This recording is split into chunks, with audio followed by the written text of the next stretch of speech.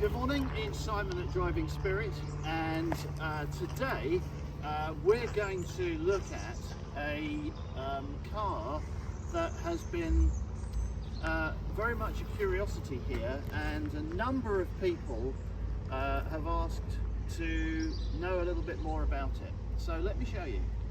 Come and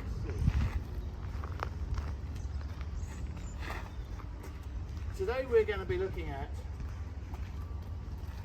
this 1966 AZL, and honestly, when it first came to us, it was more like AZL. It was really in a bad way. We've not done any body work. We have simply made the thing work properly. When we first came, when the car first came to us,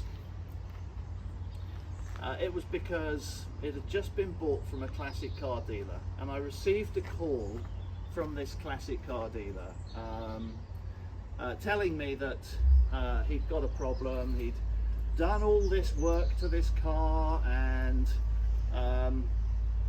that the customer was saying that it wasn't working properly, and could I help? And I said, yeah, do you want to put the customer in touch with me as well? And this car dealer said, you know, whatever it is, he said, please go easy on me, you know, because, you know, I haven't got bottomless pockets. And so I know what that's like, you know, I know what it's like when you perhaps sell a car or do some work on a car and it goes a long distance and something goes wrong, and you're at the mercy of perhaps another trader to try and put things right, and you know, you're wanting to cover it. But when the car came in, oh my goodness me, so the car wouldn't charge. It wouldn't really start. I mean, we could just about get it started, but of course it's 6 volts, so we couldn't jump it from another 6-volt battery, because we don't have another 6-volt battery. So it's a case of charging the battery and then trying to get it started. And we found out very quickly that the car was only putting out 0.02 of a volt. So that was pretty bad. And well, before I show you the car itself, I'd like to show you what we took off the car, because one of the things that troubled me the most was that the wiring on the car looked like this. I mean, actually we've cut great swathes of wiring off this to use it, but what I haven't done is unwrap any of this wiring. This is how the wiring was draped over the engine of the car, and even to the extent, if you can see this here, of things like this brass joiner completely exposed and just draped over the engine. It was utterly shocking to see this, and to think that somebody thought that was okay. There's another one. Somebody thought that was okay to just leave a car in that state. And apparently there had been an auto electrician going over this car and trying to fix some of its issues.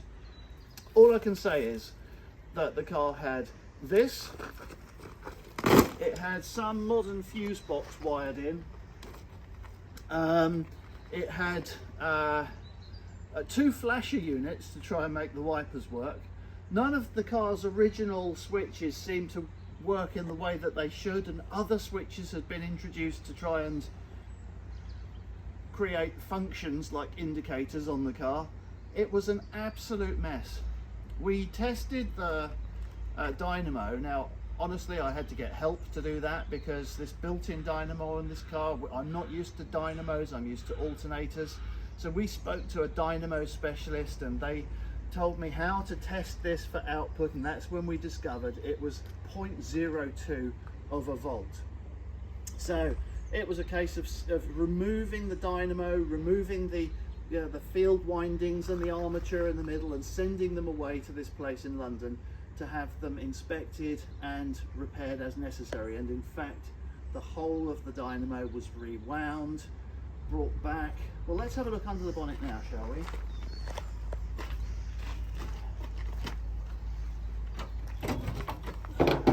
So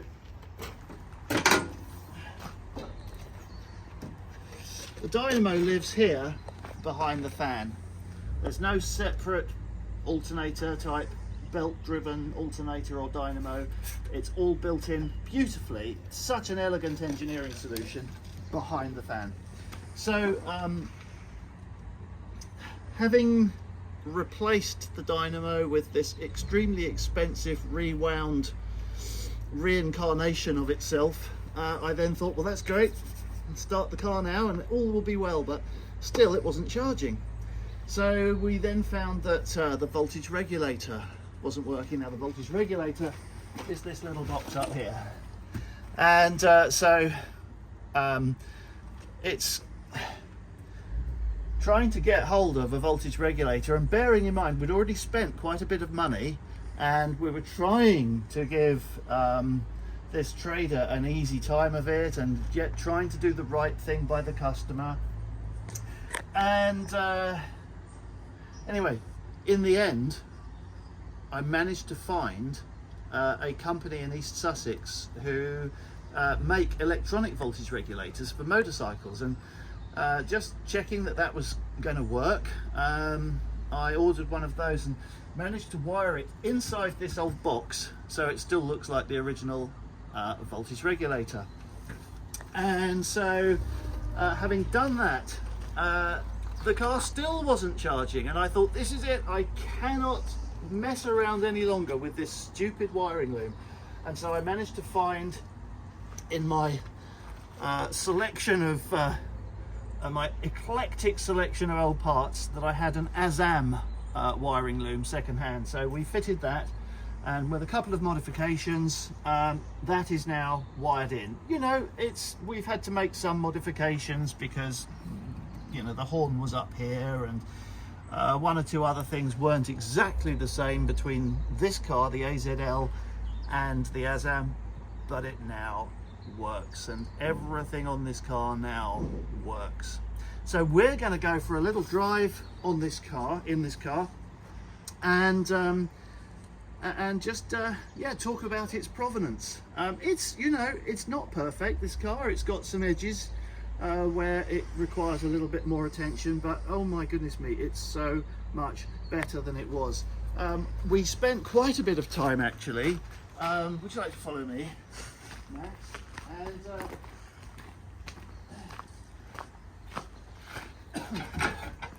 once the car was running, we found that the exhaust manifold was, it kept blowing holes, and you can see while it was in situ trying to braze it underneath the carburettor with our MIG brazer, we tried several things to unblock holes, and I thought I got it, and then the last time I started it up, oh, it's blown holes underneath now, so we had to then replace the exhaust manifold. So that's done.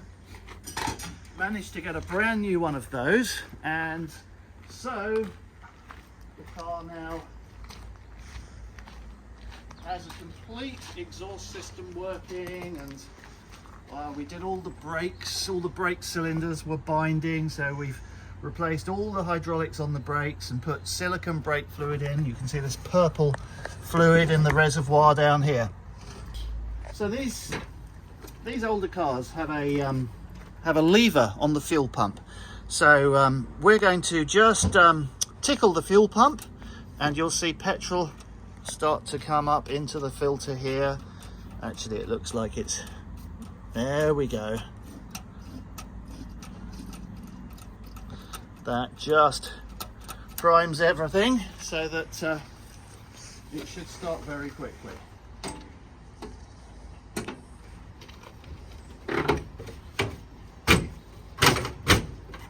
That's it. Okay.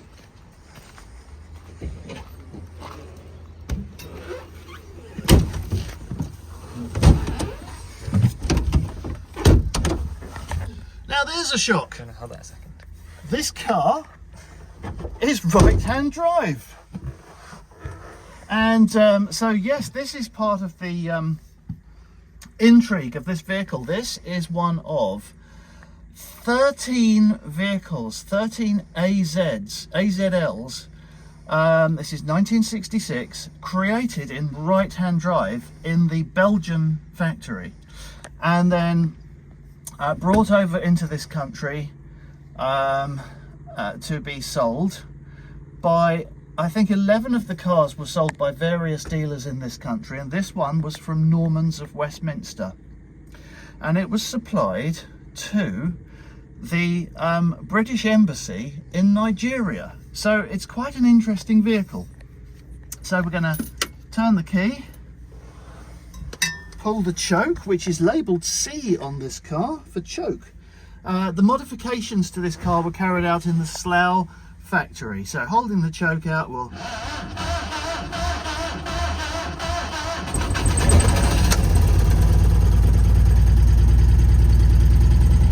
roars into life with alacrity, not. But there it goes.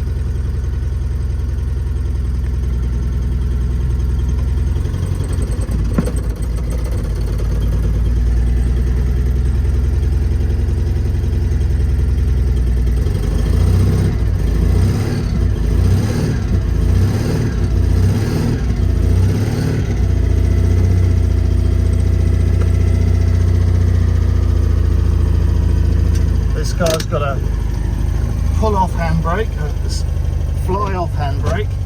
Doesn't exactly fly off, but it is a handbrake.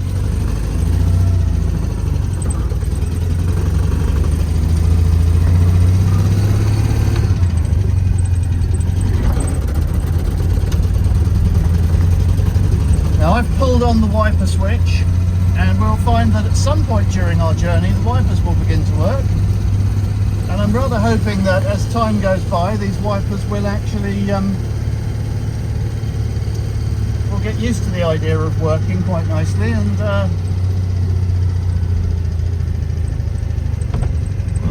we'll film when they do.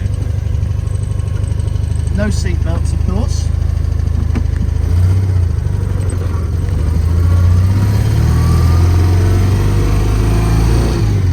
There we go.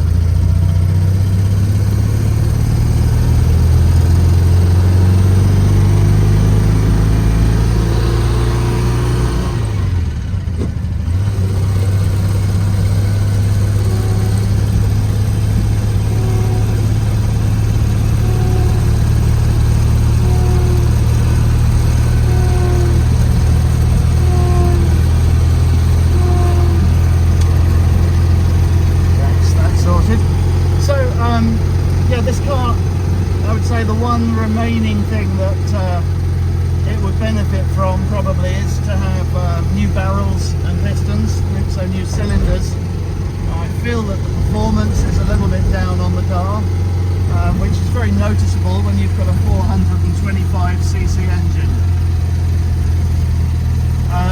But it doesn't smoke much, and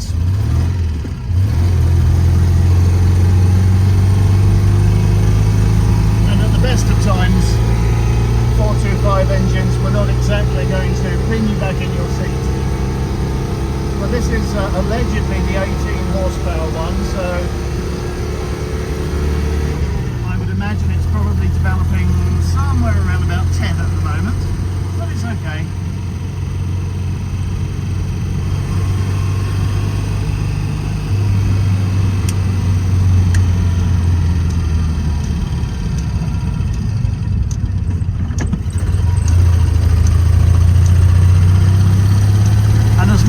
Pans round the interior, you'll see we've recently retrimmed this car in red Balladair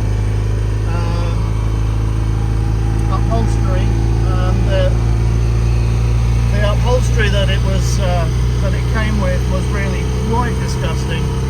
It was a kind of creamy coloured vinyl which was torn and just ingrained with brown and rusty stained dirt, and really did not do the car any favours.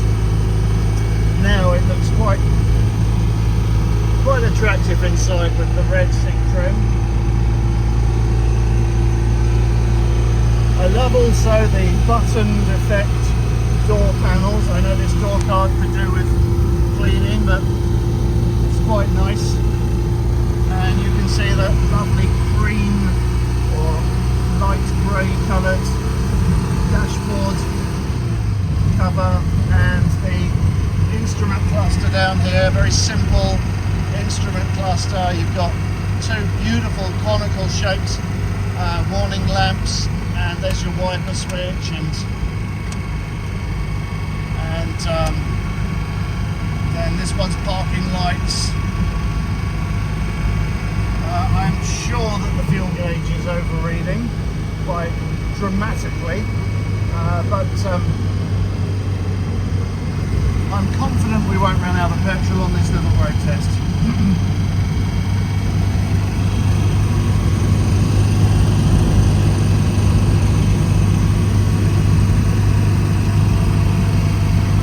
So yeah, a lot of money's been spent on this car, and still, you know, it could do with paint work and it could do with one or two other areas of freshening up, but it's got an interesting provenance and it now functions, and so it's a usable vehicle.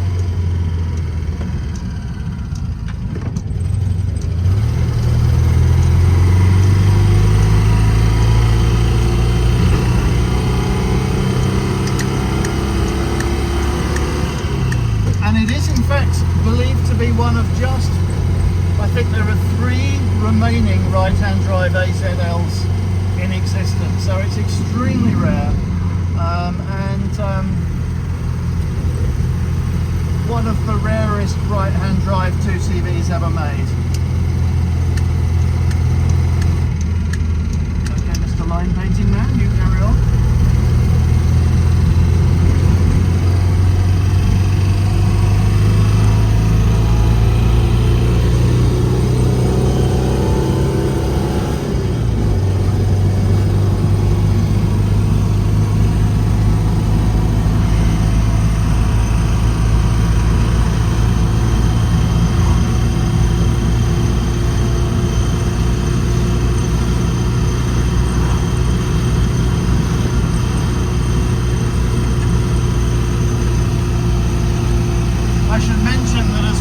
When we first got the car, I mentioned that the manifold was blowing holes, but in actual fact all parts of the exhaust were perforated. So the transverse silencer, which the exhaust on this car exits just under the gearbox, and that was laced with holes. The breather, the engine breather on the car was missing. Quite how the car could ever have come from a classic car dealer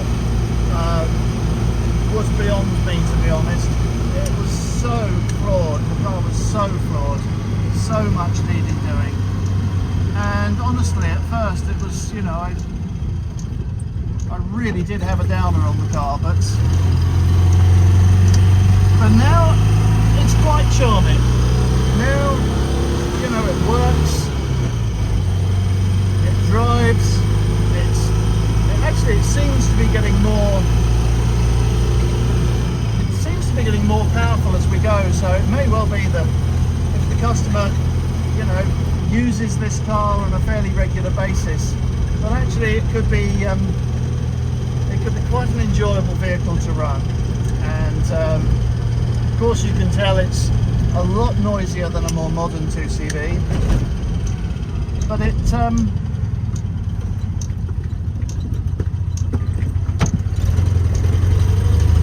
I'm rather hoping it'll be a nice, reliable classic car for him.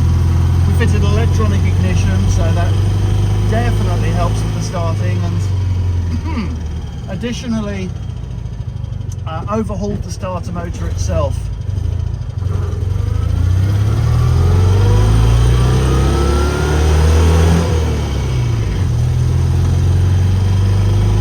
Yeah, it should be a nice reliable car, and a car with a more interesting than average history behind it.